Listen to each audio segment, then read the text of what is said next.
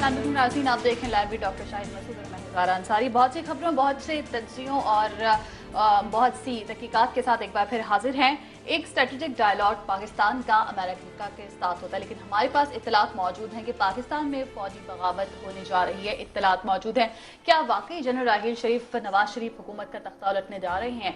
इस पर बात करेंगे। इंतहाई अहम और दिलचस्प बात है आपके लिए भी यकीनन। इसके साथ साथ MQM के पेचीदा मामला किस जगह जा रहे हैं, इस पर बात करेंगे। साथ साथ बात करेंगे कि तालिबान से मुज़ाकरात का जो ऊंट है वो किसी करवट बैठेगा या नहीं। अपडेट्स साथ साथ सामने आ रही हैं, खबरें सामने आ रही हैं। अब से कुछ देर पहले भी हमने देखा कि तालिबान की कमेटी को लेकर भी खबरें सामने आई, उस पर बात करेंगे। प्रोग्राम का बाकायदा आगाज़ करेंगे। आपकी लाइव कॉल्स और SMS का इंतजार रहेगा। फेसबुक और ट्विटर पर भी अपनी फीडबैक्स हम तक पहुँचा सकते हैं। प्रोग्राम का आगाज़ करेंगे, डॉक्टर साहब की जानिब पड़ेंगे। अस्सलाम वालेकुम। मैं ठीक ठाक। डॉक्टर साहब, इससे पहले की बात करें MQM के पेचीदा मामलात की, उस पर भी बात करेंगे और कि वो किस तरफ जा रहे हैं। MQM की आज साबिक़ कमेटी भी मिली है बरतानिया में, उस पर भी बात करेंगे। लेकिन पहले मैं पूछना चाहूँगी कि क्या वाकई फौजी बगावत होने जा रही है? वाशिंगटन में क्या हो रहा है, वहाँ से खबरें सामने आ रही हैं। देखिए जी, ये वो मैं तो नहीं जानता कि फौजी बगावत होने जा रही है और होनी भी नहीं चाहिए, और सवाल ही पैदा नहीं होता कि कोई भी दुनिया का शख्स इसको वेलकम करे। लेकिन सूरत हाल ये है कि इस तरह की खबरें वाशिंगटन में गर्दिश कर रही हैं। सबसे पहले तो कल वाशिंगटन पोस्ट, जो कि एक इंतहाई मौकर अमरीकी, सबसे ज्यादा ज़ाहिर वाशिंगटन से एक ही अखबार निकलता है बड़ा, और वाशिंगटन पोस्ट। कल वाशिंगटन पोस्ट ने, उनके पॉलिटिकल साइंटिस्ट हैं, और वो पॉलिटिकल साइंटिस्ट जो हैं वो उन्होंने कल वाशिंगटन पोस्ट में एक बात लिखी। उन्होंने स्टडी किया है 2013 तक, 1960 से लेकर 2013 तक दुनिया में जितनी बगावतें हुई हैं, मिलिट्री कूज हुए हैं, उनको उन्होंने स्टडी किया। और वो स्टडी करने के बाद उन्होंने मुख्तलिफ वजूहात बताई हैं कि किसी मुल्क में बगावत क्यों होती है। मईशत ख़राब हो जाए, सियासतदान अहल हो जाए, बाहर की फोर्सेज इंटरवीन हो जाए, सिविल वॉर हो जाए, ये हो जाए, वो हो जाए, सारा कुछ कर करा के उन्होंने फिर एक मैपिंग की है, मैथमेटिकल साइंटिफिक मैपिंग करके उन्होंने वाशिंगटन पोस्ट में कल छाप दी है। और उस रिपोर्ट में वो ये कहते हैं कि जिन मुल्कों में इस साल 2014 में फौजी बगावत होने का खतरा है सबसे ज्यादा, उसमें कुछ 40 मुल्क हैं, लेकिन सबसे ज्यादा हाईएस्ट रिस्क है, वो बयान कर रहे हैं पाकिस्तान का। उनमें पाकिस्तान का भी नाम, वो पाकिस्तान का नाम है हाईएस्ट रिस्क में। अफगानिस्तान के रीजन में वो अलग रीजन है, ज़ाहिर है वो सिविल वॉर होती है, जो भी मामला होते हैं, फौज पता नहीं एक फौज है, कितनी फौजें हैं, अफगान आर्मी कहाँ जाती है आगे, तालिबान में से कितने उनमें से तालिबान को चले जाते हैं, क्या होता है अप्रैल के बाद हम कुछ नहीं जानते, अप्रैल से पहले क्या होता है हम कुछ नहीं जानते अफगानिस्तान में। लेकिन पाकिस्तान का नाम उसमें बहुत ऊपर रखा है उन्होंने, सब सहारन कंट्रीज का नाम है, लेकिन वहाँ होती रहती हैं बगावतें। एक और बड़ी इंटरेस्टिंग बात है कि अभी कू हुई है, पिछले साल ही बगावत हुई है मिस्र में, मुर्सी को उठा के उन्होंने हटाया ना जनरल सीसी ने, तो वो कह रहे हैं कि इस साल फिर दोबारा दूसरी बगावत होने जा रही है मिस्र में। ये बड़ी इंटरेस्टिंग बात है। अमेरिकन का एनालिसिस है वॉशिंगटन पोस्ट में कि इस साल फिर दोबारा मिस्र में बगावत होने जा रही है फौजी। और पाकिस्तान के अंदर कोई बगावत की बात है वो उन्होंने की, और वही कहते हैं कि जी यहाँ की मईशत, यहाँ के मामला सारे जो उन्होंने अपने साइंटिफिक में, मैं उस डिटेल में जाऊंगा, लेकिन उन्होंने मैपिंग की, इकोनॉमी, ये वो सारा फैसले, बॉर्डर्स की सूरत वगैरह। और हमारा जो एनालिसिस है, मैथमेटिकल एनालिसिस, एक तो ये हो गई। अच्छा, इसको मैंने ठीक है, एक रिसर्च है, एक एनालिसिस है, लेकिन उसके बाद उसके 24-48 घंटों के बाद एक और वाकया वहां पे हुआ है वाशिंगटन में, और वो ये हुआ है कि यूएस कमेटी, जो इंटेलिजेंस की कमेटी है यूएस की, अभी इंटेलिजेंस की कमेटी बड़ी इंपॉर्टेंट होती है क्योंकि इनको इनपुट मिलता है सारी CIA और FBI और होमलैंड सिक्योरिटी वगैरह वगैरह सारी। तो उनकी जो कमेटी है, उन्होंने उनकी जो इंटेलिजेंस कमेटी है, उन्होंने वहां पे जाके यूएस सेनेट के सामने एक उन्होंने स्टेटमेंट दी है, उन्होंने पूरा बयान पेश किया और 2014 की उन्होंने पिक्चर पेश की और ये कहा कि अमेरिका को थ्रेट्स किए हैं 2014 में, अमेरिका के सामने क्या बड़े चैलेंजेस हैं। ये पूरी एक डिस्कशन हुई है क्लोज, और उस डिस्कशन के अंदर उन्होंने ये कहा है, यूएस अमेरिकी सेनेटर्स ने अपनी सेनेट को बताया है कि हमारी इंटेलिजेंस रिपोर्ट्स ये कहती हैं, हमारा एनालिसिस ये कहता है कि पाकिस्तान में फौजी बगावत का इम्कान मौजूद है, फौजी बगावत खत्म होने जा रही है।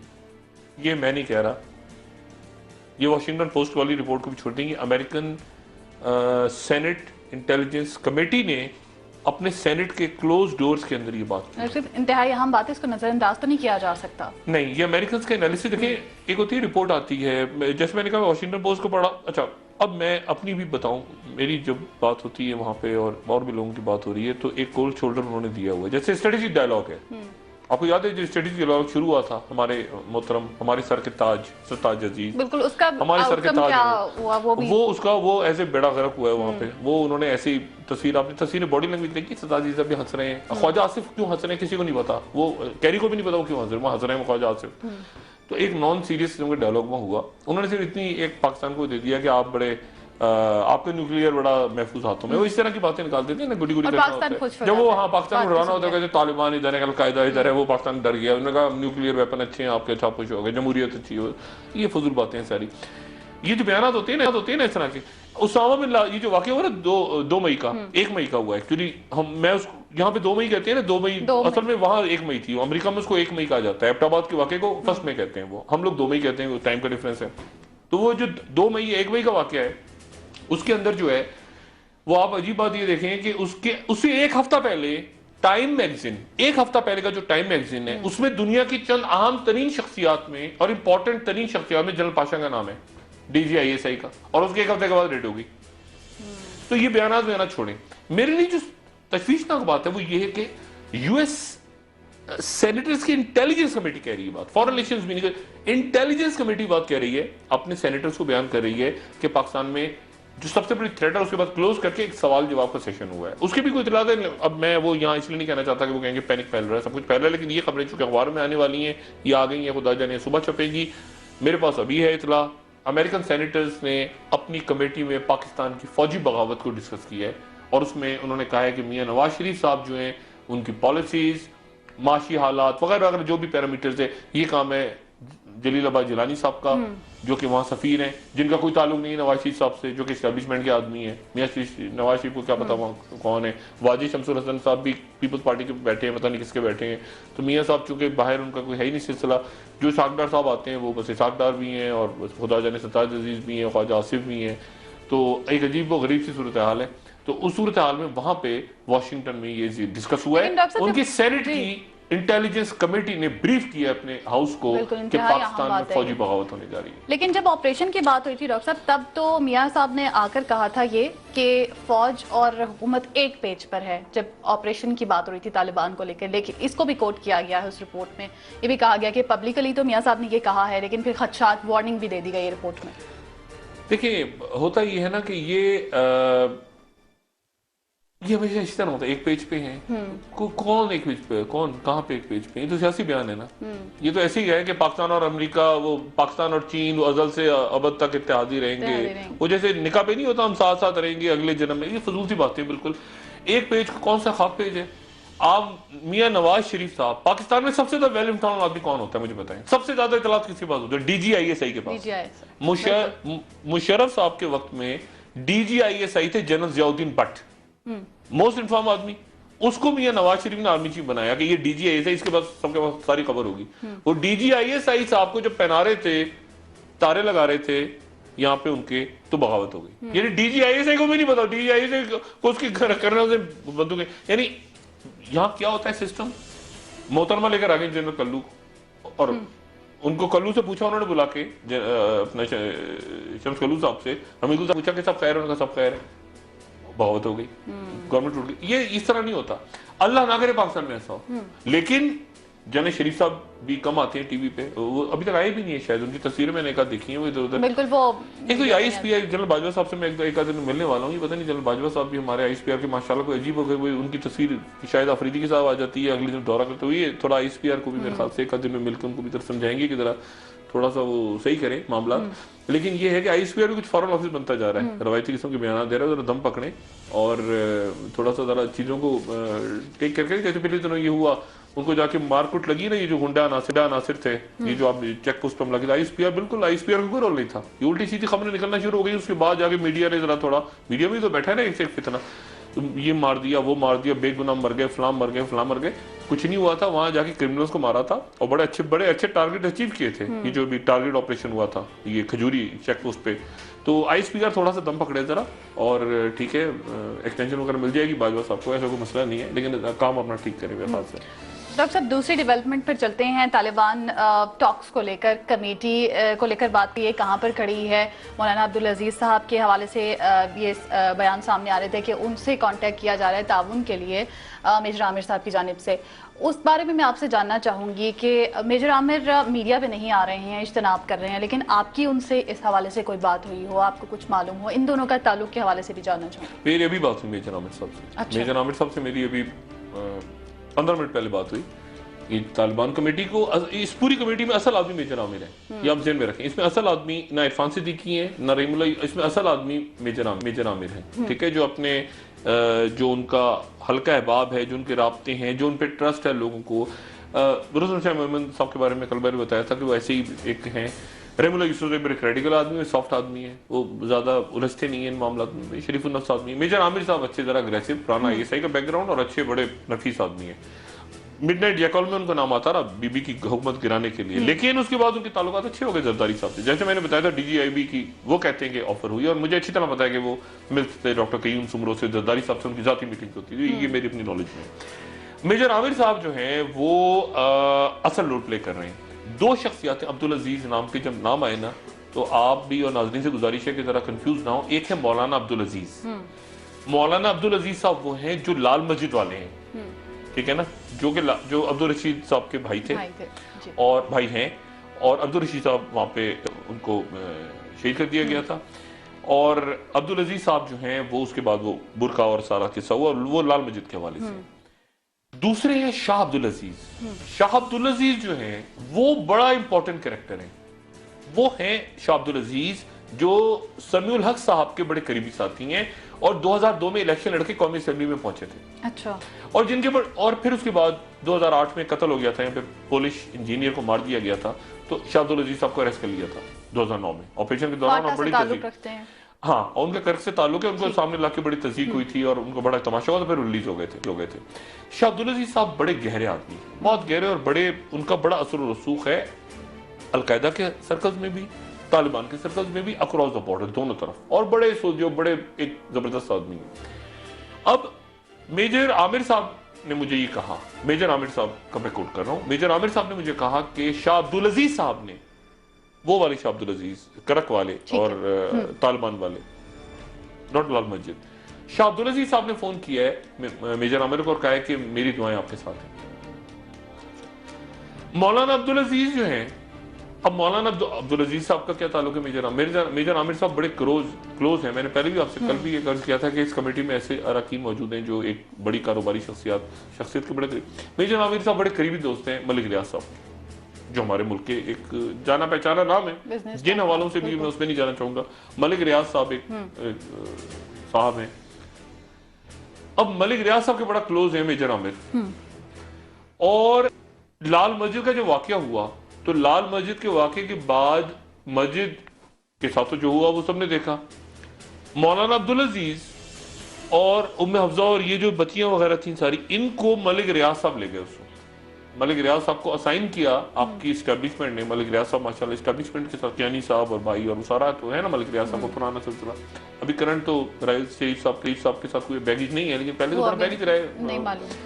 तो अब मसला ये हुआ कि वो मलिक रियाज साहब ने, वो इस तरह के काम भी करते हैं मलिक रियाज साहब, मसाजिद और ये और वो सारा, ये लाल मस्जिद भी बनाने में उनका रोल है, जो नई लाल मस्जिद दोबारा बनी है।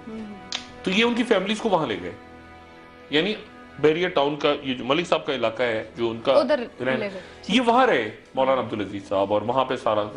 अब हुआ ये कि मौलाना अब्दुल अजीज साहब यानी बड़े मशहूर, और बहुत सारी बच्चियां, एक और भी इस्लामाबाद में शख्सियत हैं ताजी खोकर जो आजकल जेर हिरासत हैं, उन्होंने भी कुछ बच्चियां को अपना मदरसा वगैरह बना के वहां पे रख लिया। एक दफा मैंने पूछा उनसे, मैंने कहा जी सुने, हाँ, उन्होंने कहा हाँ बिल्कुल मैंने ये काम किया।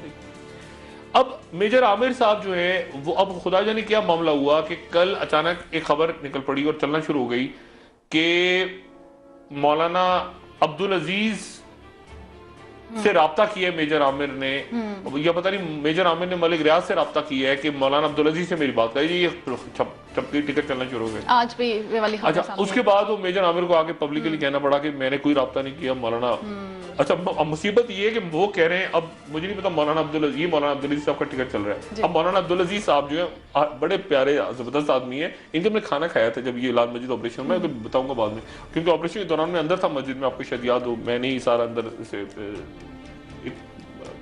बुरी याद है, मेरी बहुत बुरी यादें हैं उसकी। लेकिन बहरहाल अब हुआ ये है कि मौलाना अब्दुल अजीज साहब और मेजर आमिर साहब के दरमियान में कई मलिक रियाज हैं, तो मलिक रियाज साहब ने सारी सेटलमेंट करवाई थी।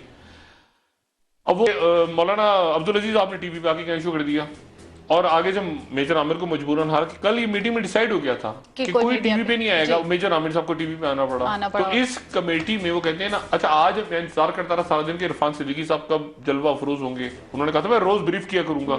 अब अंदर इतनी खटपट पड़ी है कि वो मेजर आमिर, अच्छा सीरियसली काम मेजर आमिर कर रहे हैं सर, मैं आपको फ्रैंक जो मैं आज बता रहा हूँ ना, इसमें सीरियस काम सिर्फ मेजर आमिर कर रहे हैं, बाकियों को टीवी पे आने का शौक है, मेरी तरह टीवी पे आके बैठने का शौक है, ठीक है। इसमें जो सीरियस काम हो रहा है वो मेजर आमिर का हो रहा है, और दो लोगों से उनकी बात हुई जो बड़े संजीदा लोग हैं। एक है शाह अब्दुल अजीज, मौलाना अब्दुल अजीज साहब को साइड करके, मौलाना साहब का भी बड़ा हल्का है क्योंकि जाहिर है लाल मस्जिद की बच्चियां और ये सारे वो, लेकिन शाह अब्दुल अजीज भी इंपॉर्टेंट है और फजलुर रहमान खलील इंपॉर्टेंट है, और मौलाना अब्दुल अजीज वही करेंगे जो मलिक रियाज कहेंगे उनको। ये मौलाना अब्दुल अजीज साहब जितने, हाँ ये शाह अब्दुल अजीज साहब की तस्वीर आ रही है, ये बड़े इंपॉर्टेंट आदमी है, ठीक है, ये टीवी पे जो आ रही है ये बहुत इंपॉर्टेंट आदमी है, ये असल आदमी है, और ये वो असल आदमी है जिनके थ्रू राब्ता हो रहा है। अच्छा, ठीक है, और ये इनको तालिबान के अंदर और अलकायदा के जो फैक्शंस हैं जो भी मैटर करते हैं लोग सारे, इंतजार क्या हो रहा है इस वक्त इंतजार हो रहा है मुल्ला मोहम्मद उमर के खत कि मुल्ला मोहम्मद उमर, ये जो बातें चली ना, इमरान खान का नाम दे दिया, फलाने का दे दिया, ये सारे फजूल बातें। मैं आपको एक बात मैंने कल आपसे की थी ना कि लाल के हकीमुल्लाह महसूद पे ड्रोन से पहले मामला खराब हो गए थे। हकीमुल्लाह महसूद के ऊपर ये जो हमला हुआ था, मिसाइल हमला, इससे पहले एक मुआहदा भी साइन हो गया था, मैं यहां तक बताऊं, एक मुआहदा तक साइन हो चुका था, ठीक है ना। तो ये और मौलाना फजलुर रहमान खलील जो कि सऊदी अरब में हैं, जिनके बारे में मैं कल बताया, ये दो लोग हैं, बस इन दो लोगों को नजर में रखें आप, और बाकी जो जितने ये नजर बट्टू बैठे हैं। डॉक्टर साहब इस पर मजीद बात करेंगे, इंटरेस्टिंग पॉइंट्स हैं। ब्रेक का वक्त है ना, के बाद एक बार फिर हाजिर होंगे और तालिबान टॉक्स को लेकर जो कमेटी की एमक्यूएम के हवाले से बात, एमक्यूएम के हवाले से भी बात करेंगे कि वो मामला किस हद तक पेचीदा है और वो क्या हो रहा है, क्या सूरत हाल है, आपको बताएंगे इस ब्रेक के बाद। Stay tuned.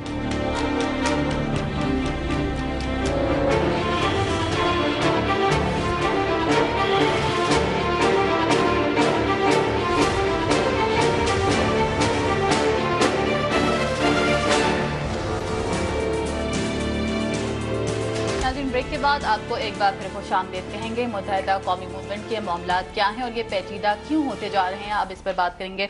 डॉक्टर साहब, 7 रुकनी वक्त भी मिला डिप्टी बरतानवी हाई कमिश्नर से और यादाश्त भी जमा करवा दी बीबीसी की डॉक्यूमेंट्री के अगेंस्ट, लेकिन मुत्तहिदा के मामला क्या हैं और किस तरफ जा रहे हैं, पेचीदा क्यों होते जा रहे हैं? एहतजाज भी रोक दिया उनकी जानिब से, अल्ताफ हुसैन ने खिताब भी करना था, क्या सूरत हाल है? देखिए, दो बातें। पहली बात तो ये कि इस बात में कोई शक नहीं कि एमक्यूएम मुल्क की एक बड़ी सियासी जमात है, उनके वोटर्स हैं, अल्ताफ हुसैन साहब एक मकबूल लीडर हैं, उनके चाहने वाले हैं, ये अपनी जगह बात दुरुस्त है। एमक्यूएम के लिए लंदन में मसाइल बढ़ रहे हैं, ये बात एक अलग बात है, और ये कोई तज्जिया नहीं है, ये कोई मतलब ये इंफॉर्मेशन है जो आ रही है, सामने आ रही है। मसला सारा ये है कि कल मैंने बताया था शर्लॉक होम्स और जेम्स बॉन्ड का झगड़ा है। एक शर्लॉक होम्स है मेट पुलिस और जेम्स बॉन्ड है आपके MI6, ठीक है ना। अब MI6 में जेम्स बॉन्ड में आते हैं आपके बाहर की एम्बेसी। अब जेम्स बॉन्ड हांगकांग में फंस गया, वो कहाँ जाता है? अपनी एम्बेसी में घुसता है। MI6 एम्बेसी होती है MI6 में, ठीक है ना, पुलिस नहीं बैठी होती। आप कभी बाहर जाए ना किसी एम्बेसी में, पाकिस्तानी एम्बेसी में, आपको पाकिस्तानी पुलिस नजर नहीं आएगी, आपको ISI IB के लोग अंडरकवर नजर आएंगे। तो जेम्स बॉन्ड बाहर फंसता है ना कहीं, तो अपनी एम्बेसी में जाता है। अच्छा, अब मसला ये है कि बाहर के हाई कमिश्नर जी वो बेचारे, वो उनका काम होता है एप्लीकेशन वो ले रहे हैं। असल मसला है लंदन का और लंदन मेट्रोपॉलिटन पुलिस का। अच्छा, ये जो जितनी इंफॉर्मेशन हुई है, जो BBC ने डॉक्यूमेंट्री बनाई है, वो BBC को दी गई है स्कॉटलैंड यार्ड की तरफ से, यानी पुलिस की तरफ से, और उनको दी है पाकिस्तान के सियासतदानों ने। मैं आपको मुस्तकिल कह रहा हूँ, कह रहे हैं ना सामने लाया जाए। ये प्रोग्राम मैं पाकिस्तान से कर रहा हूँ, ये प्रोग्राम मैं कोई अर्जेंटाइन में बैठ के नहीं कर रहा, वो यहीं पर मौजूद हैं। मेरे MKM के भाइयों को अच्छी तरह पता है, पता होना चाहिए, वो यहीं मौजूद हैं बंदे। वो कहते हैं ना, वो कहाँ ढूंढ रहे हैं, वो इधर ही मौजूद हैं। खालिद शमीम भी इधर ही हैं, वो कामरान भी इधर ही और काशिफ भी इधर ही हैं और काफी दिनों से हैं और रिकॉर्ड हो चुका है बयान, रिकॉर्डेड बयान आगे उनका हसास अदारे ले चुके हैं, हसास अदारों ने आगे दे भी दिया है बयान।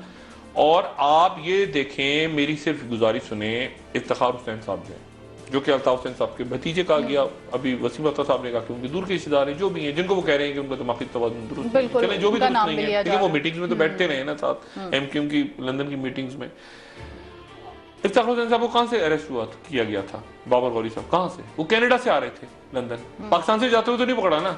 इसका मतलब है कि ये सर्कल बहुत बड़ा हो चुका है कि बहुत, मेरी जो बात है उस पर एमक्यूएम के दोस्त नाराज ना हो, मैं उनसे जो बात, वो अक्सर में जर की मूवमेंट होती है ना कि पीछे प्रेशर आता है लंदन का, डिफेंड करो, वो सारे वो वासी जलील हो गए, वसीम अख्तर हो गए, हैदराबाद। अच्छा, लंदन वाली बात समझते हैं, क्राइसिस आता है ना, क्राइसिस, वो पैनिक हो जाते हैं, मीडिया ये है, मीडिया वो है, दुनिया पीछे लगी हुई है। वो वजह कि बैठ के पुरसकून अंदाज में मसले को रिजॉल्व करते हैं ना, आप बैठते हैं जंगी हालात हैं, क्या किया जाए, ये मसला हो गया, ये मसला हो गया, ये मतलब कैसे करें।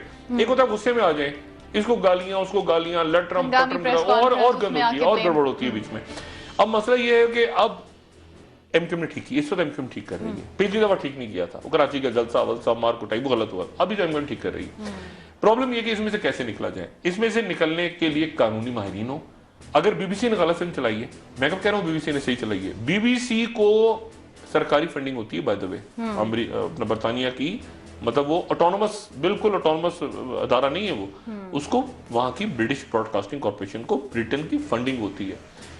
मैं अगर एमक्यूएम में हूं और अल्ताफ भाई की जगह हूं तो मैं कम से कम, मेरा ख्याल है कोई 5 बिलियन पाउंड का हर्जाना कर दूं इस फिल्म के चलाने में। अगर ये फिल्म बीबीसी पे अच्छी कर दूं मैं, वहां तो आपको पता है वहां टीवी चैनल पे, पाकिस्तान के कोई टीवी चैनल को उल्टा चैनल ही चलाते हैं, इतना बड़ा लेटर आता है उनका, तो सू कर देते हैं लोग, वो तो इंतजार कर रहे होते हैं हमारे खिलाफ खबर दे, सू कर दें, तड़ा करके सू कर दें, तो बीबीसी को सू कर दें और हम सारे साथ हैं पूरी को।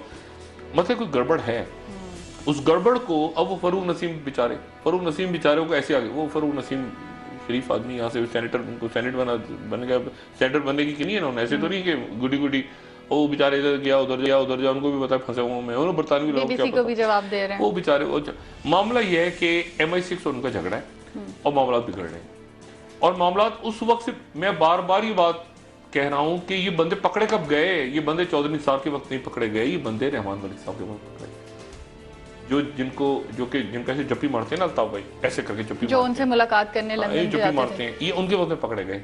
ठीक है, और मैं आपको ये भी बता चुका हूं कि एक मामला ऐसा है जो जाती मामला था जिसमें अल्ताफ भाई ने मदद ली, रहमान मलिक साहब यहाँ से पहुंचे, कानूनी मामला था, जाती कानूनी मामला था लंदन में, उसमें मदद ली, फारूक नाइक साहब को लेके पहुंच गए वो, और मलिक साहब के हाथ में चीज आ गई, मलिक साहब मास्टर है, मलिक साहब ने जब पहुंचे वो चीज वो एक और बन गई।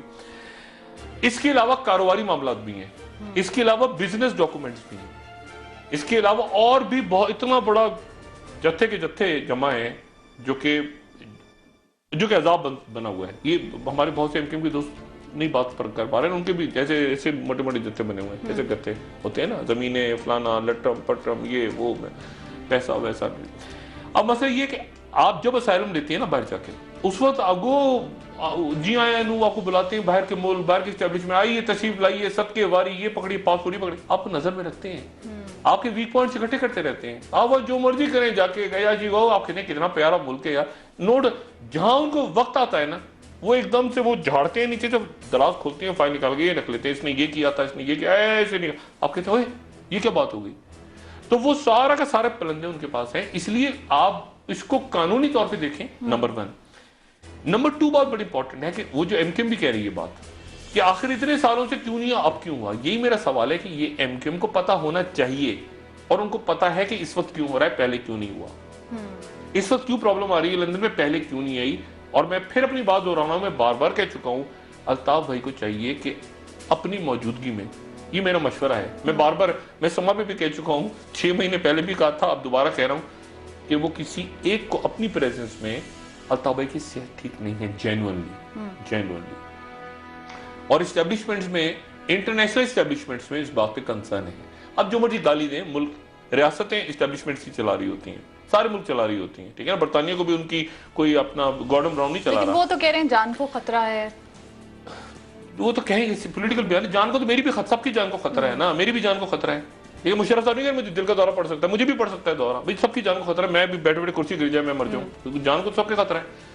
मसला ये है कि वो चाहे, उनको ये चाहिए कि वो जो मैसेज उन तक पहुंच रहा है, ये बात मैं वसूख से बताऊं कि अल्ताफ भाई को एक मैसेज पहुंचाया जा रहा है कि ऐसा करें, वो नहीं करते, वो सेकंड एपिसोड आ जाती है, उस नहीं करते, फिर थर्ड आ जाती है, वो मामला बढ़ता जा रहा है, बढ़ता जा रहा है, बढ़ता जा रहा है। इमरान फारूक के चक्कर में कोई गड़बड़ घोटाला था तो ये छापा पड़वा दिया उन्होंने, ठीक है ना, मनी लॉन्ड्रिंग शुरू करवा दी कि बिल्कुल ही फंसा दें, इधर नहीं तो इधर, इधर नहीं तो इधर, इधर वो गुत्तियां बढ़ती चली जाएंगी, उसको वहां से पकड़ लिया, एयरपोर्ट पकड़ लिया, उसने करवा दिया, उसकी टेप आ गई, उसके नाम आ गए, ये चीजें बढ़ती चली जाएंगी, आने वाली दिनों में और बढ़ेंगी, ठीक है।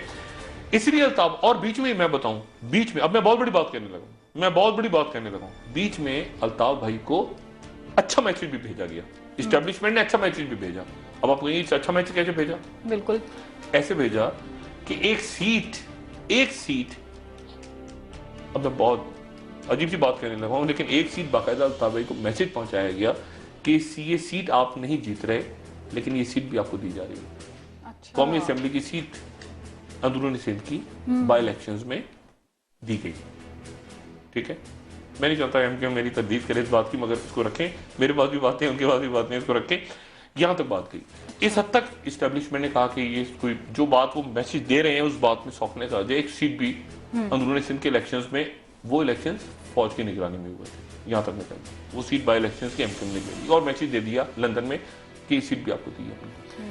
उसके बावजूद लचक नहीं आ रही, वो लचक। अच्छा, अब अल्ताफ भाई को मेरा क्या मशवरा है, और भी बहुत सारे मामला होंगे, मैं बीच में, मुझे नहीं पता क्या मामला होंगे। मुझे इतना पता है एक दो जनरल पाशा जाके मिले थे अल्ताफ भाई के साथ, मुझे इतना पता है, मुझे और भी कुछ चीजें पता होंगी। अब मसला ये है कि वो जो मैसेज दिया जा रहा है ना, इस्टेब्लिशमेंट में हकीकतन इस बात का कंसर्न है कि खुदा ना खास्ता अल्ताफ भाई की तबीयत खराब हो गई, अल्ताफ भाई गुस्से में आ जाते हैं, कभी नाराज हो जाते हैं, अपने कारकुनों पे भी, अपनी राब्ता कमेटी में भी बहुत प्यार भी बहुत करते हैं, वो तो गुस्से में भी आ जाते हैं, तकरीर करते हुए गुस्से में आ जाते हैं, उससे और गड़बड़ हो जाती है, ठीक है। तो एक मैसेज जा रहा है आगे कि खुदा ना खास्ता, जैसे मैंने कहा था ना, बीबी की तो निकल के आ गई ना पटारे में से एक वसीयत, वो पता नहीं क्या थी, बहरहाल अब छोड़ दें, लंबी कहानी है, वो वसीयत निकल के आ गई, उसको इस्टेब्लिशमेंट ने सपोर्ट किया और वो चल पड़ी। इस्टेब्लिशमेंट उसको ना करती, वो ऐसे चीटों मोड़ जाती। अल्ताफ भाई को कहा जा रहा है कि आप एक नंबर 2 अनाउंस कर दें, ये क्या, क्योंकि डर ये लग रहा है कि खुदा ना खास्ता अल्ताफ भाई की तबीयत खराब हो गई है, कोई बात ऐसी ज्यादा खराब हुई तबीयत, तो ऐसा ना हो कि अंदर स्प्लिंटर ग्रुप्स बन जाए, क्योंकि स्प्लिंटर ग्रुप्स बड़ी पार्टियों की तरह एमक्यू में भी मौजूद हैं और अजीबोगरीब, वो किसी को नहीं मानते, ये इसको नहीं मानता, वो उसको नहीं मानता, और सेक्टेरियन तौर पे भी मसला है। ये जो पहले दोनों मसला हुआ था ना कराची में, झगड़ा हुआ था अंदर हमाद सदीकी साहब वाला, इसमें भी एक सेक्टेरियन एंगल था, मैं डिस्कस नहीं करूंगा। तो सेक्टेरियन ग्रुप्स ना बन जाए। कराची में मौलाना औरंगजेब फारूकी साहब, देखे ना, मौलाना औरंगजेब फारूकी साहब एक कुवत पकड़ रहे हैं कराची के अंदर, कराची में और लोग मौजूद हैं इस वक्त जो कि मजहबी जमातें हैं। कराची में एक ऐसी जगह है जो कि तहरीक इंसाफ ने ले ली है, एक बैठे हुए एएनपी वाले जो इंतजार कर रहे हैं कि उनको इशारा हो, उनको इशारा होगा 2 मिनट में शुरू हो जाएंगे एएनपी वाले भी, वो भी ऐसी गुडी इशारा, लिबरल मोहब्बत माजिद पठानी, ऐसे ये सारी आपको याद नहीं, जुल्फिकार मिर्जा के वक्त क्या हुआ, सुबह उधर कट्टी बाड़ी थी गोलियां, इधर 20 गिरे, उधर 50 गिरे, एक कराची में टर्मोइल आ जाएगा, और इस वक्त कोई टर्मोइल नहीं चाहता। इंटरनेशनल एस्टेब्लिशमेंट क्यों नहीं चाहती? क्योंकि एग्जिट कराची से हो रहा है, एग्जिट कराची पोर्ट कासिम से तो नहीं हो रहा ना, कोई आपके गवादर से तो नहीं हो रहा, वो सारी कहीं से निकलते हैं। हिसाब किताब कौन बनाता है? महाजिर। लेकिन ट्रक कौन चलाता है? पठान। इंटरनेशनल एस्टेब्लिशमेंट की भी जान निकलती है कि यार पठान महाजिर झगड़ा ना हो जाए कहीं, ठीक है ना। तो उन्होंने दोनों को ठंडा किया हुआ है, वरना तो खून के प्यासे एक दूसरे के। असफंदियार वली साहब ट्रक तो वो पठान चलाएगा ना, वहां से कंटेनर चलेगा, और हिसाब किताब कौन बनेगा कराची में? एक सैकी होती है ना, वो एमक्यूएम से ताल्लुक रखने वाले वो लोग, ये ऑफिशियल काम, ये सारा उतर रहे हैं नंबर, और ट्रक रात भर चला के वो चमन क्रॉस करेगा या कोई खबर। तो मसला ये है कि वो मैसेज जा रहा है, ठीक है, कि आप इसको इस तरह से कंटेन करें, और इसीलिए फारूक सत्तार साहब और गवर्नर साहब आ गए हुए हैं, और इस मसले को इस्टेब्लिशमेंट पूरी इन्वॉल्व है। जहाँ पे गवर्नर से कोई ज्यादा इस्टेब्लिशमेंट की बात आगे पहुंचाने की कोशिश करते हैं, तो वहाँ एक लंदन में अल्ताफ भाई को कह दिया जाता है ये तो फौज का आदमी है, वो पता चला गवर्नर साहब को ही फड़का देते हैं, हटा दो हटा दो हटा दो, वो गवर्नर रिजाइन करके गायब हो गए बेचारे। कभी फारूक सत्तार में टोपी आ जाए। ये कराची पाकिस्तान में जो एमके है ना बेचारा, बड़े अच्छे लोग, बहुत वासिफ जलील, हैदर अब्बास रिजवी, वसीम अख्तर, ये वो सारे गुड नाइस पीपल लोगों में रहते हैं ना, सारे लोग इनके बड़े अच्छे। मुसीबत ये कि लंदन को कैसे कन्विंस किया जाए, और लंदन में अल्ताफ भाई को कैसे, अल्ताफ भाई के आसपास जो लोग हैं वो भी अच्छे हैं, अनवर भाई हो गए, मुस्तफा भाई हो गए, बाकी लोग हो गए, अनीस भाई हो गए, लेकिन मसला ये है कि वो वहां पर यहाँ का और वहां का जो गैप है ना, वो उसमें गड़बड़ हो जाती है कहीं। तो अब ये है कि वहां पर एक उन्होंने कहा अच्छा चलो यहाँ तो छोड़ो, अब लेकिन यहाँ कुछ कम हुआ, वहां उन्होंने कहा लंदन में कर दो। इस्टेब्लिशमेंट्स ने कहा पहले यहाँ मामला सेट हुआ, वो लंदन ऊपर नीचे, उन्होंने कहा लंदन में ही ले आओ, उस गैप को कम करने की अब कोशिश देखिए ना यहाँ कराची में, पाकिस्तान में कुछ नहीं हुआ, वरना पाकिस्तान में भी तो हो सकता था ना। पाकिस्तान में फड़का देते 5-6 लीडर, पाकिस्तान में एमक्यूएम के अंदर बढ़ होते जेलों में, पाकिस्तान में तो मजे से घूम रहे हैं, टीवी पे आ रहे हैं, हमारे साथ गपशप लगाते हैं। उन्होंने कहा लंदन में इस्टेब्लिशमेंट का प्रॉब्लम वहां क्रिएट हो रही है, तो लंदन को उन्होंने जरा थोड़ा सा टाइट की है, और मेरे ख्याल से ऐसी जगह लेकर आ गए कि जहाँ अच्छा 4 फिल्में, मैं इससे पहले कि आप वक्फा लें जो भी बात हो, वक्फे का वक्त हो रहा है, 4 कम से कम 3 से 4 फिल्में तैयार हो रही हैं इस वक्त। अच्छा, मुझे आज से 5 महीने पहले नदीम मलिक साहब ने अपने प्रोग्राम में बताया था, तो मैंने कहा था बीबीसी की फिल्म तैयार हो रही है दूसरी, उस वक्त उन्होंने सबने तरदीद की। आज मैं आपको बता रहा हूँ 3 से 4 फिल्में तैयार हो रही हैं, और अब अमेरिका के अखबारों में आने वाली है खबर, बरतानिया से निकल के अमेरिका में आने वाली है। मैं कुछ डरा नहीं रहा, मैं वो बता रहा हूँ जो मेरी सोर्सेज हैं, ये खबरें और तैयार हो रही हैं, कहानी और आगे चलेगी। जो भी एमक्यूएम को मैसेज, एमक्यूएम को जो मैसेज, अच्छा एमक्यूएम इसलिए कह रही है ना, अल्ताफ, एमक्यूएम को भी कहा गया है कि ये कह दो कि सिर्फ अल्ताफ हुसैन काबिल कबूल है। अब देखे ना क्या वजह है, इसका मतलब ये हुआ कि उनको ये कहा जा रहा है कि किसी को अनाउंस करो, वरना ये कोई नारा हुआ, ये जो -1 चल रही है बात, ये क्यों कह रहे हैं कि -1 कबूल नहीं है, इसका मतलब है वो खुद ही बता रहे हैं कि हमें -1 का मैसेज जा रहा है। अब इस्टेब्लिशमेंट जाने और अल्ताफ भाई जाने, ये मैसेज जा रहा है उन्हें कि आप किसी को अनाउंस करें, वो ही कह रहे हैं कि हमें -1 कबूल नहीं है। मैं तो नहीं कह रहा -1, कोई कह रहा है ना, जो कह रहा है वो उनसे बात करें, उनको मनाए, अल्लाह खैर सल्ला। हमारा काम तो ये कि तजिया करें और कराची हमारा सुकून से रहे। बिल्कुल, और मामला क्यों पेचीदा हुए ये काफी हद तक हमने जाना। नाज़रीन, ब्रेक का वक्त हो रहा है, ब्रेक के बाद कि गवर्नर स्टेट बैंक मुस्ताफी क्यों हुए हैं, मुस्ताफी एमक्यूएम के हवाले से कल बात रहेगी, एमक्यूएम के हवाले से भी बात करेंगे, डॉक्टर साहब बताना चाह रहे हैं, और गवर्नर स्टेट बैंक के हवाले से भी बात करेंगे, आपको बताएंगे कि वजह क्या बनी उनके मुस्ताफी होने की। स्टेट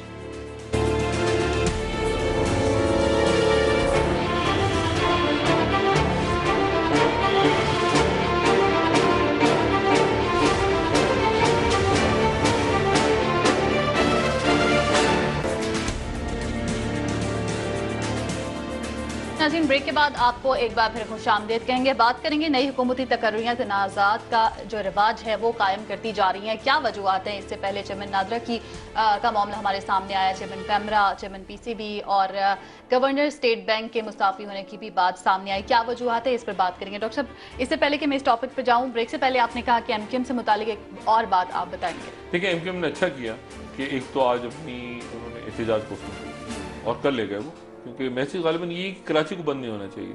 मैसेज गालिबन उनको ये दिया जा रहा है कि कराची को बंद ना करें तो संडे को एहतजाज कर रहे हैं, वो आज करवाते हैं। और रात तक मैंने आपसे कल भी कहा था ना कि काउंटर करने के लिए रिलीजियस फोर्सेज हैं कराची में, तो कल रात को मौलाना औरंगजेब साहब बैठे हुए थे, आपने देखा जमात अहले सुन्नत वल जमात का इज्तिमा चल रहा था, और वो बैठे रहे उस वक्त जब तक एमक्यूएम ने ये नहीं कहा कि हम आज पोस्टपोन करके इसको इतवार को लेके जा रहे हैं। तो ऐसी सूरत क्रिएट नहीं करनी चाहिए। कराची में देखें, अगर खुदा ना खास्ता कराची में अगर खुरेजी हुई तो किसी के लिए मुनासिब नहीं है, लेकिन जो सबसे ज्यादा नुकसान होगा इसमें वो एमक्यूएम का होगा। एमक्यूएम पॉलिटिकल फिगर है। और एक बात एमक्यूएम की, एमक्यूएम से लाख आप एमक्यूएम का पूरे, एमक्यूएम जो across the board religious harmony है ना, वो एमक्यूएम बड़ा अच्छा प्ले करती है। इतना अच्छा और कोई पार्टी प्ले नहीं कर सकती। एमक्यूएम उधर से ईद मिलादुन्नबी भी कर रही है, इज्तिमात भी कर रही है, मुहर्रम पे भी इनके लोग मौजूद हैं, देवबंदी भी मौजूद। मतलब एमक्यूएम का एक वो जो इस वक्त रोल है ना, वो बड़ा इंपॉर्टेंट है। तो इस चक्कर में आके कि खुदा ना खास्ता वो सेक्टेरियन बन जाए, एमक्यूएम ने कोशिश की है बीच में से, ये गलत प्ले कर रहे हैं एमक्यूएम। एमक्यूएम ने अपने सेक्टेरियन कलर देने की भी कोशिश की, जैसे मैंने बताया था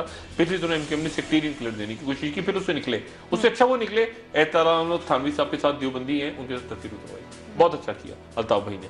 सेक्टेरियन झगड़े में ना पड़े, और ये जो अच्छा किया कि इतवार को लेके इजाजत वगैरह करें, ब्रिटिश हाई कमीशन, ये वो सारा चलता रहता है। असल मामला कानूनी है। ये मुशर्रफ साहब का केस जैसे सियासी बना के उलझा दिया ना इन्होंने, अहमद रजा कसूरी साहब ने 73 का लटम पटम, ये पॉलिटिकल मामला, पॉलिटिकल इसको हैंडल करने, देखेंगे क्या मैसेज आ रहा है क्या नहीं आ रहा। कोई नहीं चाहता कि खुदा ना खास्ता जो है वो कोई खुरेजी हो कराची में, कोई टेक ओवर कर ले एमक्यूएम को, कोई निकल के आ जाए कोई हकीकी वगैरह। लेकिन जैसे जैसे इस मामला ये तूल पकड़ेगा, फिल्में और आएंगी बाहर की मीडिया में, पाकिस्तान की मीडिया को छोड़ देना, यहाँ तो केबल ही चल जाए बड़ी बात है, लेकिन मतलब बाहर फिल्में आएंगी और अमेरिका की मीडिया में आने वाली है। जो मैं बार बार बात कर रहा हूँ, अमेरिकन मीडिया में आएगी बात खराब होगी, लेकिन अमेरिकन की मीडिया में आएगी क्योंकि वो ऐसे चलते हैं, पहले वो ब्रिटिश पिक करता है वहां से वो फिर बात खराब हो जाती है। तो उससे पहले और मैं डिप्टी हाई कमिश्नर भी नहीं है, अब डिप्टी हाई कमिश्नर से वो जो भी करें, असल मामला लंदन में सुलझा दें। जो मैसेज आपको एस्टेब्लिशमेंट दे रही है वो मैंने भी दे दिया आपको। ठीक है, वो सब आपको भी पता है, आप खुद भी कह रहे हैं ना कि नहीं अल्ताफ भाई के बगैर कबूल नहीं होगा, नहीं कबूल होगा, हम भी चाहते हैं नहीं कबूल होगा, उनको तय करें और क्या मामला है उनको वो जाने, आप जाने, कहानी बसी है। ठीक है डॉक्टर साहब, अगले टॉपिक की तरफ चलते हैं। हुकूमती तकर्रुरियां तनाज़ात का जो रिवाज है वो अभी भी है। गवर्नर स्टेट बैंक मुस्ताफ़ी हो गए, इसहाक डार साहब के साथ इख्तिलाफात, उनका मौक़िफ़ सामने आया था कि उन हुकूमती पॉलिसियां उनको तस्लीम नहीं थी। देखिए ये जो बात आपने शुरू में प्रोग्राम की थी ना कि वाशिंगटन में इस वक्त कंसर्न ये है, वो जो बात कर रहे हैं वो कह रहे हैं कि इनसे हुकूमत नहीं चल रही, बात वो कह रहे हैं इनसे चल नहीं रही, ठीक है ना। आपकी स्टैब्लिशमेंट और मियां साहब एक ही पेज पे हैं नहीं है, मैं छोड़ दें कौन सा पेज है कौन सी किताब है, ये ऐसे ही होता है सारा, ठीक है। मुल्क इंपॉर्टेंट है, कोई इंपॉर्टेंट नहीं है, कोई शख्सियत कोई भी इंपॉर्टेंट नहीं है, मुल्क पाकिस्तान की रियासत इंपॉर्टेंट है, ठीक है ना। और कोई भी शख्स डिस्पेंसिबल, वो कहते हैं हम मेरे बगैर नहीं चलेगा, ऐसे जो लोग कहते हैं मेरे बगैर दुनिया नहीं चलेगी, उनकी कब्रें आज बनी हुई, कब्रिस्तान में जाएंगे लाइन से कब्रें नजर आएंगी आप। रियासत इंपॉर्टेंट, मुल्क इंपॉर्टेंट होते हैं। बहुत सारी की मुल्क चलाना है आपने, मुल्क की माशी सूरत अभी आप सितंबर में उनसे भीख लेकर आएंगे, 6 अरब प्लस IMF पे लेकर आए आप, और उसके बाद दिसंबर में लिया और आपने जो वादे किए थे आपने बेड़ा गर्क रहे हो ऐसे नीचे चलेगी।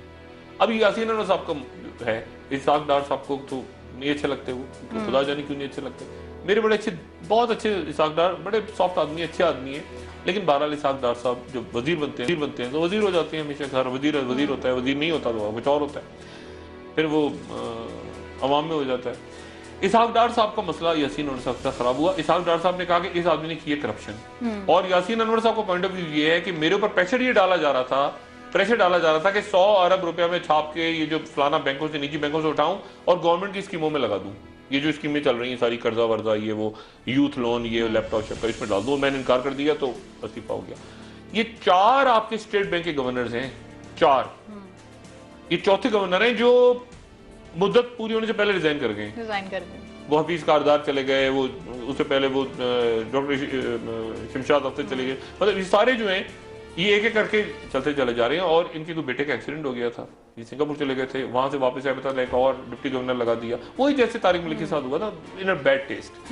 ये जो चीजें होती हैं ना ये बाहर मॉनिटर होती है, लेकिन आप जो ये IMF आप भीख मांग रहे हैं ना जाके, यहाँ तो आप ऐसे तुरम खान चल रहे हैं, चाय लाओ मेरे लिए, पानी लाओ मेरे लिए, गाड़ी खड़ी करो, वहां जाते ऐसे खड़े हो ऐसे करके यूं खड़े हैं, जॉन कैरी ऐसे, जॉन कैरी अभी IMF के वहां गए तो दुबई में मुज़ाकरात हो रहे हैं, ऐसे दे दो भाई मुज़ाकरात, अब आपके वो शुरू यानी चक्कर शुरू हो गया ना सारा, उधर प्राइवेटाइजेशन, उधर फलाना, उधर इस पूरी चीज को मॉनिटर, ये कहती है ये कहलाते पॉलिटिकल इकोनॉमी।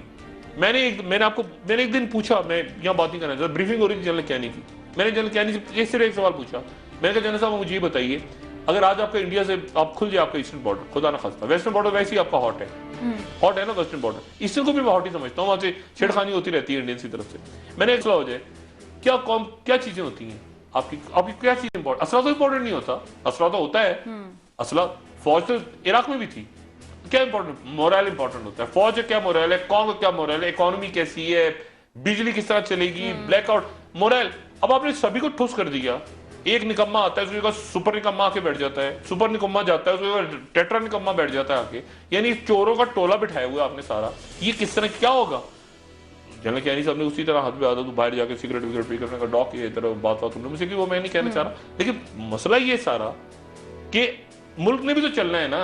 अब एक बच्चा क्यों उसको क्यों बच्चे पढ़े जब उनको पता है कि चोर के बच्चे ने आगे पेपर लेके और यहाँ पे डॉक्टरेट की डिग्री ले लेनी, कल को जो देख रहे हैं डिग्री के साथ डॉक्टरेट की डिग्री ऐसे लोग MPhil PhD के लिए जाने दे देते हैं बच्चे बेचारे आपके मुल्क के, आपकी कौम के, और एक से एक चोर को आपकी डॉक्टरेट की डिग्री मिल रही है, डॉक्टरेट की डिग्री, फलाने को डॉक्टरेट की डिग्री, फलाना डॉक्टरेट। आपने देखा तमक किस तरह बिक रहे हैं, यानी जो फैज अहमद फैज को मिला है, या जो आपके हबीब जालिब को मिला है इस मुल्क में, या जो अशफाक अहमद को मिला है, ये जो बड़े बड़े अदीबों को मुल्क में मिला है, तमगा हुस्न कारकर्दगी और बड़े बड़े आपके सिविलियन एजाज, वो देखें आपके लोगों को मिले 5-6 सालों में। आप देखें लिस्ट तो पढ़े, आप कहेंगे आपको नफरत होनी शुरू हो जाएगी कि यार है ये हो क्या रहा है। बिल्कुल। देखिए बात ये है सारी कि इस तरह एक लिमिट होती है, एक हद होती है, ये दुनिया भी देख रही है।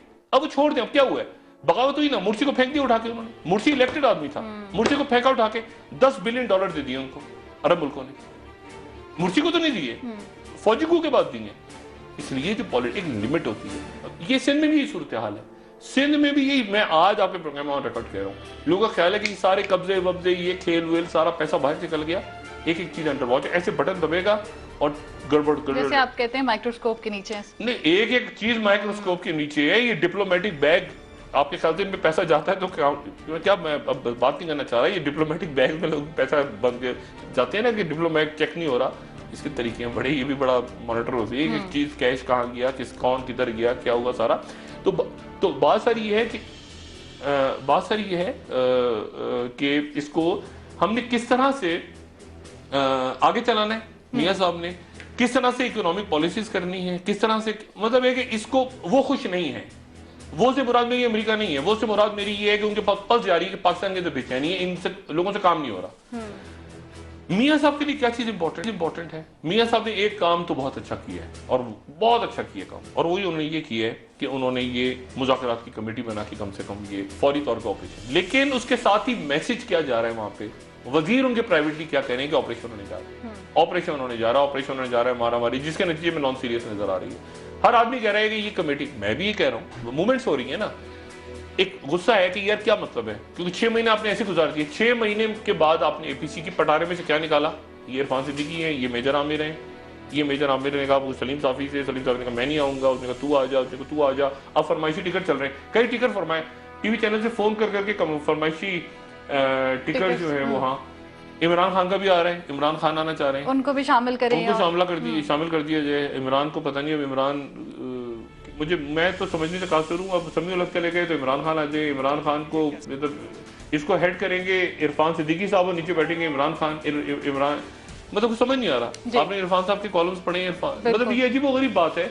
मैं इस, ये नहीं, नॉन सीरियसनेस है एक्चुअली, ये नॉन सीरियसनेस है, और ये नॉन सीरियसनेस इसी को देख के जो तालिबान के लोग हैं वो कह रहे हैं कि मामला सारा का सारा ऑपरेशन की तरफ लेके जा रहे हैं। लेकिन उनकी जानिब से भी अभी तक मजलिस शूरा की जानिब से उनकी कमेटी का ऐलान नहीं, उनके पहले नाम तो आ गए थे 3 परसों, जो मैंने कल के प्रोग्राम में बात की थी, मुल्ला फजलुल्लाह जो उनके हैं, उन्होंने फिर बात की दोबारा। लेकिन हुकूमत यहाँ जो कुछ नॉन सीरियसनेस हो रही है ना, देखिए मैंने आपसे फिर कहा कि ये फजल खलील साहब पीछे हट जाएंगे, वो हट गए थे एक लेवल में पीछे, और शाह अब्दुल लतीफ पीछे हट जाएंगे, वो ये नॉन सीरियसनेस देखेंगे ना। आज ब्रीफिंग होनी थी, आज ब्रीफिंग क्यों नहीं हुई?